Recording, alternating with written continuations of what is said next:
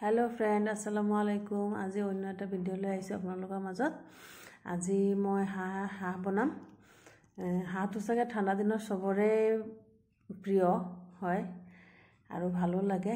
এই হাঁহটো মই দেখিছেই কাটি বাছি লৈছো, লৈ পেলাই ইয়া মছলা দিছো। মছলা জলকীয়া গুড়ি, হালধি গুড়ি, জিৰা গুড়ি, ধনিয়া গুড়ি, অকমান পিছি লোৱা চফ আৰু ইলাচি, দালচিনি, তেজপাত, মিঠাতেল, নিমখ এয়া দি পেলাই মই ভালকৈ সানি লম।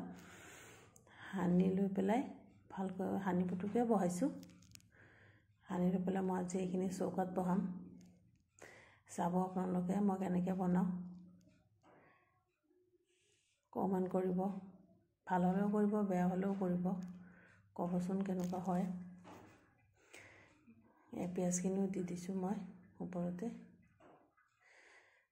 হাঁহটো ইমান ভাল আছিলে, মানে কিছুমান হাঁহ কাটিলে ভিতৰত পাখিবিলাক সোমাই থাকে স্কিনত। এইটো কিন্তু ইমান সাফা আছিলে ন, অলপো কষ্ট হোৱা নাই, মানে বাছতে পটককৈ বাছা হৈছে। মই বহাই দিছো, এয়া উতলিছে ভালকৈ, পানী অলপ শুকাইছে। মই নহৰু অলপ দি দিছো। নহৰু দিলে খুবেই ভাল লাগে, এনেকৈ গোটা নহৰু দিলে, সেইকাৰণে মই নহৰু অলপ দি দিছো।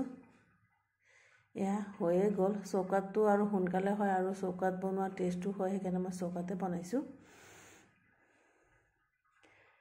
এয়া পানী শুকাই আহিছে, হৈয়ে গ'ল। ঠাণ্ডা দিনততো সবৰে প্ৰিয় বাৰু হাঁহ, আকৌ কৈছো।